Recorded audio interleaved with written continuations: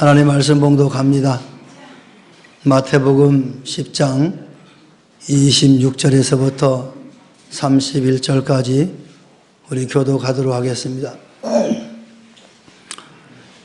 제가 먼저 봉독합니다. 그런즉 그들을 두려워하지 말라. 감추인 것이 드러나지 않을 것이 없고 숨은 것이 알려지지 않을 것이 없느니라.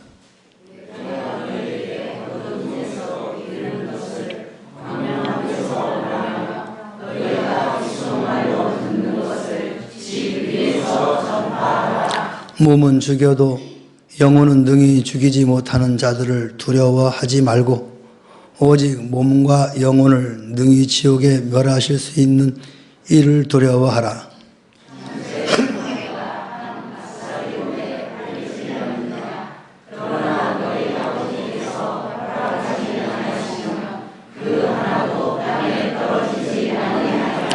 너희에게는 머리털까지 다 세신 바 되었나니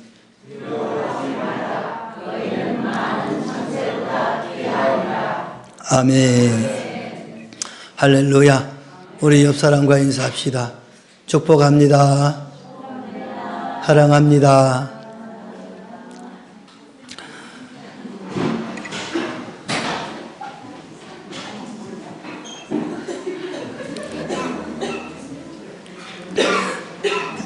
매년 두 해에 걸쳐서 한 영혼을 주님께로 초청 예배를 우리는 진행하고 있습니다. 올해 들어서는 한 번 할 때마다 1차, 2차 이렇게 해서 진행을 하고 있는데 이 초청 예배를 통해서 누군가는 복음을 듣고 어느 시기는 모르겠지만 어느 순간에 하나님의 부르심을 받아 예수를 믿게 될 줄로 믿습니다. 그렇기 때문에 여러분, 지금 내 앞에 열매가 없다 할지라도 결코 낙심하지 마시기 바랍니다. 하나님은 여러분의 그 수고와 그 노력을 다 기억하고 계실 줄로 믿습니다. 오늘은 아버지의 허락이라는 말씀으로 함께 은혜를 나누고자 합니다. 여러분의 미래를 알 수 있다면 어떨까요? 여러분의 미래를 내가 알 수 있다면 얼마나 좋을까요? 실패할 일도 없을 것이고 어려운 일이 생길 것 같으면 피해서 가고 사업이 어떻게 될 것이고 교통사고도 질병도 모두 예방할 수 있겠죠. 그런데 성경의 야고보서 4장 14절 15절에 이렇게 말씀하네요. 내일 일은 너희가 알지 못하는도다. 너희 생명이 무엇이냐? 너희는 잠깐 보이다가 없어지는 안개니라. 하나님께서는 인간에게 내일을 허락하지 않으셨다는 겁니다. 그러므로 인간은 내일을 모르는 존재입니다. 따라서 너는 내일 일을 자랑하지 말라. 하루 동안에 무슨 일이 날는지 내가 알 수 없음이라. 뿐만 아니라 내일 일을 위하여 염려하지 말라. 내일 일은 내일이 염려할 것이요 한나라의 괴로움은 그날로 족하니라. 그러나 사람들은 내일 일을 알고 싶어 합니다. 미래의 세계를 알고자 점쟁이도 찾아가고 무당도 찾아갑니다. 심지어는 예언을 운운하며 점쟁이같이 개인의 장래일을 점치는 무당 같은 기독교인이 생겨납니다. 이 같은 상황에서 우리 그리스도인들은 어떻게 살아야 할까요? 오늘 본문이 보여주는 주님의 권고는 미지의 삶에 대하여 두려워 말라라고 말씀하고 있습니다. 26절 두려워하지 말라, 28절도 두려워하지 말고 31절도 두려워하지 말라. 왜냐하면 하나님의 작정과 섭리, 곧 아버지께서 허락치 아니하면 참새 한 마리도 땅에 떨어지지 않는다고 우리에게 교훈하고 있습니다. 이것은 무엇을 우리에게 보여주고 있습니까? 첫 번째 생사의 문제는 하나님 아버지의 수중에 있다라는 사실입니다. 본문에서 한 아사리온이란 로마에서 쓰던 소액 동전인데 이 아사리온은 데나리온의 16분의 1에 해당되는데 오늘날로 화폐 가치로 계산하면 약 한 5,000원 정도 됩니다. 이렇게 적은 돈에 팔리는 참새도 그 참새의 생명도 하나님의 섭리와 작정에 좌우된다라는 것을 우리에게 교훈하고 있습니다. 우리 인간의 생명은 그보다 더 귀하지 않습니까? 그러므로 인간의 생사는 하나님께 달려 있는 것입니다. 자기의 생명을 자기가 마음대로 주관할 수가 없다는 겁니다. 그뿐 아니라 내 가족의 생사도 다 하나님께서 섭리하시는 겁니다. 사단이 족장 욥을 시험할 때도 여호와께서 사단에게 이르시되 내가 내 손에 붙이노라 오직 그의 생명은 해하지 말지니라. 그러면서 사단에게 욥을 시험하도록 허락을 하셨습니다. 욥의 생사의 문제를 사단도 좌우할 수 없다라는 것을 우리에게 보여주고 있죠. 예수님께서는 내가 저희에게 영생을 주노니 영원히 멸망치 아니할 터이요 또 저희를 내 손에 빼앗을 자가 없느니라. 저희를 주신 내 아버지는 만유보다 크시며 아무도 아버지 손에서 빼앗을 수 없느니라. 성도를 보호하시고 보존하신다고 우리에게 밝히 말씀하고 계십니다. 그러므로 우리는 생명의 문제, 건강의 문제 등으로 불안해하고 두려워할 필요가 없다라는 것입니다. 하늘에 계신 아버지의 허락 없이는 우리의 생명을 해할 자가 없기 때문에 그렇습니다. 이사야서에서도 너희는 인생을 의지하지 말라. 그의 호흡은 코에 있나니 새말 가치가 어디 있느냐라고 인간의 연약함을 말씀하고 있는 것입니다. 그럼에도 불구하고 하나님께서 우리의 목자가 되시어서 우리의 건강과 생명 그리고 죽음을 관리하시기 때문에 우리가 염려할 필요가 없다라고 말씀드리는 겁니다. 하나님께서 우리에게 더 유익하게 사랑으로 섭리하실 것이기 때문에 그렇습니다. 생사화복에 관하여 미리 염려할 필요가 없는 것입니다. 사랑하는 성도 여러분, 죽고 사는 문제는 내 소관이 아닙니다. 하나님 아버지 수중에 있다는 사실을 여러분 깨닫기 바랍니다. 그래서 이 생사화복 때문에 근심하고 걱정하고 또 욕심낼 필요도 없다라는 겁니다. 내가 오래 살려고 발버둥을 쳐도 하나님이 그 생명을 걷어가면 그 시로 끝인 겁니다. 그러나 내가 죽으려고 작정을 해도 하나님이 안 데려가면 안 죽습니다, 여러분. 그래서 사명이 있는 사람은 죽지 않는다, 그런 말도 있는 거예요. 그러니까 여러분 육신의 문제 때문에 고민하지 마시기 바랍니다. 하나님이 다 알아서 하십니다. 우리 옆 사람에게 그렇게 이야기 한번 해보세요. 생사화복은 하나님 소관입니다. 내가 어떻게 해보려고 하지 마세요. 내가 하려고 하니까 힘들고 어렵고 고통스러운 것입니다. 또한 소유의 문제도 하나님 아버지 수중에 있다는 것입니다. 오늘 본문 30절에 하나님께서 우리들의 머리털까지 다 사신 바 되었다라고 기록하고 있습니다. 누가복음서에는 이를 너희 머리털 하나도 상하지 아니하리라 라고 표현을 했습니다.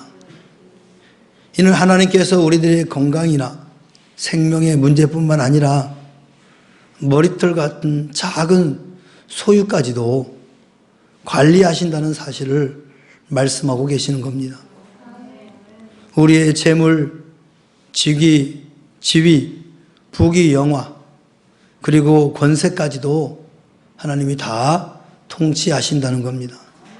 하나님의 허락이 없이는 그 어느 것도 내 마음대로 할 수 없다는 거죠. 아버지의 허락 없이는 머리카락 하나도 해할 수가 없다는 얘기입니다. 다윗은 시편 66편 9절에 이렇게 말씀합니다. 그는 우리의 영혼을 살려두시고 우리의 실족함을 허락하지 아니하시는도다. 하나님의 사랑의 섭리를 다윗은 확신하고 계신 겁니다. 사단이 욥을 시험할 때도 하나님의 허락이 있었습니다. 하나님은 그 소유물을 다 내 손에 붙이노라라고 허락하였습니다. 이는 욥이 더 큰 축복의 그릇을 마련하게 하기 위하여 훈련하신 것입니다. 욥이 얼마 동안 재산에 큰 타격을 입었죠. 자녀들과 아내와 소유하고 있는 모든 재물들을 다 잃어버립니다. 그렇지만 이 사단의 시험을 이김으로 말미암아 전화위복의 결과를 가져온 것입니다. 사단의 시험이 지난 후에 그는 더 큰 부자가 되었습니다. 그는 그래도 재물에 치우치지 않았습니다. 교만하지 않았습니다. 오히려 그는 귀로만 듣더니 이제 눈으로 보나이다 라고 하나님의 사랑의 섭리를 이전보다 더욱 확신하였던 것입니다. 예수님께서도 너희 중에 누가 아들이 떡을 달라 하면 돌을 주며 생선을 달라 하면 뱀을 줄 사람이 있겠느냐. 너희가 악한 자라도 좋은 것으로 자식에게 줄 줄 알거든. 하물며 하늘에 계신 너희 아버지께서 구하는 자에게 좋은 것으로 주시지 않겠느냐라고 하나님의 사랑의 섭리를 교훈하셨습니다. 우리가 미래의 생명 문제, 소유 문제로 불행하게 될 것처럼 염려하게 만드는 것은 다 사단의 계략입니다. 우리는 이것을 믿음으로 추방해야 될 줄로 믿습니다. 그러므로 우리는 미래를 결코 두려워해서는 안 될 것입니다. 오늘 본문에 3번이나 반복적으로 두려워 말라라고 권면하고 있습니다. 사실 우리가 두려워해야 할 대상은 하나님입니다. 하나님의 손에 저와 여러분의 미래가 달려있기 때문에 그렇습니다. 그런데 우리는 정작 두려워해야 할 분은 대수롭지 않게 여기고 두려워 말아야 할 것은 두려워합니다. 이것은 바로 불신앙입니다. 믿음은 미래의 삶에 자신을 갖게 하는 것입니다. 그러나 불신은 장래의 삶에 불안을 갖게 하는 거죠. 혹여나 여러분 삶 가운데 불안이나 두려움이 있거든 이것은 불신의 근거다라는 것을 깨닫길 바랍니다. 우리는 오직 몸과 영혼을 능히 지옥에 멸하시는 자를 두려워해야 합니다. 그러면 이상하게도 세상 것이 겁나지 않습니다.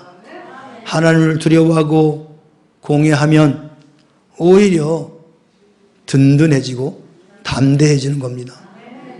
내 인생의 모든 문제의 최종 결제자가 나의 아버지 하나님이라는 이 사실은 우리의 마음을 든든하게 만드는 겁니다.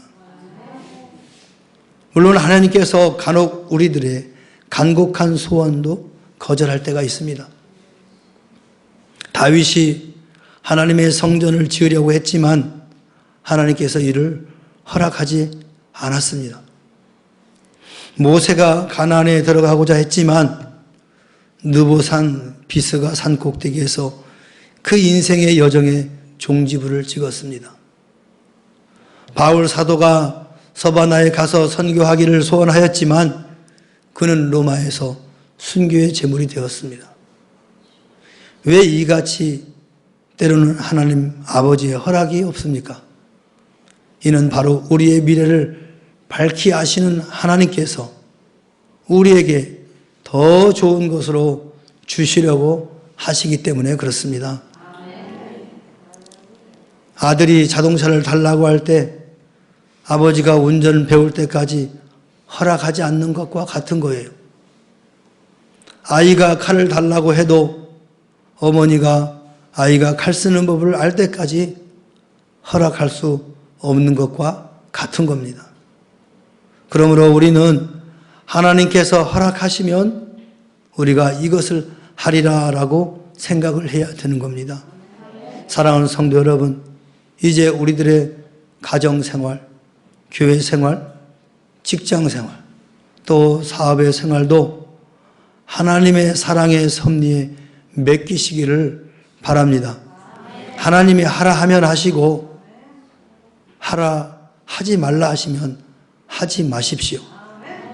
가라 하면 가시고 멈추라면 멈추시기 바랍니다.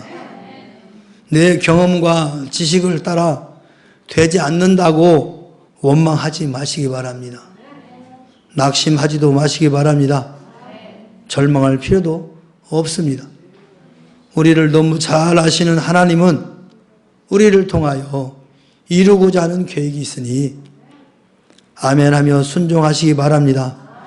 하나님이 허락하시는 범위 안에서 낙을 누리시기를 주의 이름으로 축원합니다. 축원합니다. 우리 찬양 하나 합시다.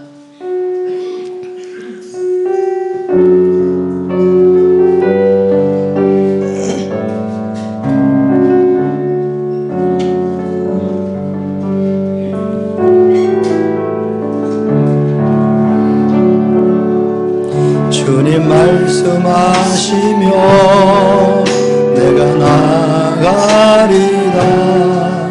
주님 뜻이 아니면 내가 멈춰서리다.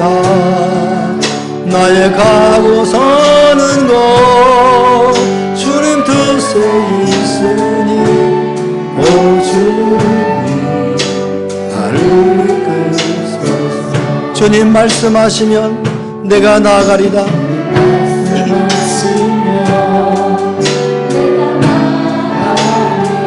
주님 뜻이 아니면 내가 멈춰서리다.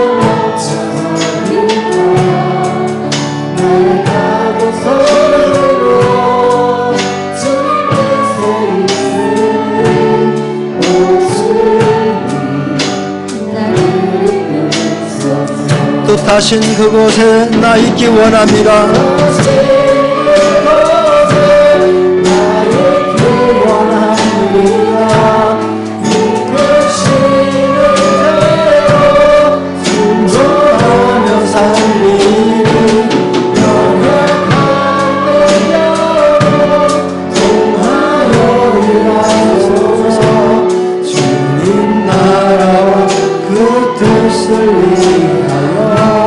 뜻하신 그곳에 나 있기 원합니다. 나 있기 원합니다. 이끄시는 대로 순종하며 살리니 연약한 내 영혼 동하여 일하소서. 주님 나라와 그 뜻을 위하여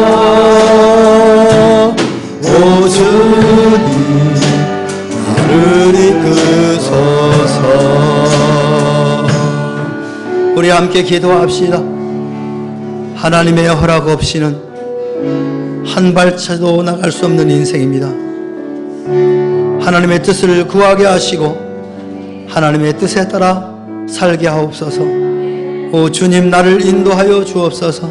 우리 주여 한번 외치고 간절한 마음으로 기도합니다. 주여. 하나님 아버지, 오늘 우리에게 귀한 말씀을 주시면 감사합니다. 하나님의 허락 없이는 한 발치 나갈 수 없는 연약한 인생임을 주여 고백합니다. 우리가 계획한다 할지라도 하나님이 흔치 아니하시면 이룰 수 없는 인생이 우리의 일임을 다시 한번 고백합니다. 하나님, 이 시간 우리가 기도할 때 나를 향한 하나님의 뜻이 무엇인지를 깨닫게 하여 주시옵소서. 그리하여 주의 뜻대로 행하게 하여 주시옵소서. 주의 뜻을 구하게 하시고 그 주의 뜻을 행하는 믿음의 자녀들이 될 수 있도록 은총을 베풀어 주옵소서. 그리하여 우리의 삶 가운데 이루어지는 모든 장애물 때문에 염려하거나 근심하거나 두려워하는 우리가 인도하여 주시옵소서.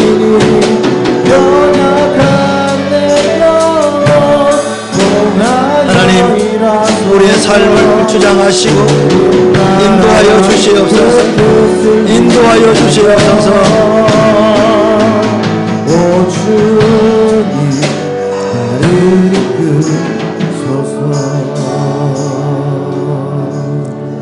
이제는 우리 구주 예수 그리스도의 은혜와 하나님 아버지의 무한하신 사랑과 성령님의 내주 임재 교통하심이 오늘 주의 말씀을 통하여 하나님의 허락 없이는 머리컬 타락 하나도 상하지 않는다는 말씀을 믿고 이제 미래에 대한 두려움 다 내려놓고 오직 주의 뜻을 구하고 주의 뜻대로 살기로 다짐하고 돌아가는 사랑하는 주의 자녀들 심령 의회와 저들의 가정과 직장과 사업과 생업 의회와 그리고 이 나라와 이 민족과 교회 의회 지금으로부터 영원토록 함께 있을지어다. 아멘.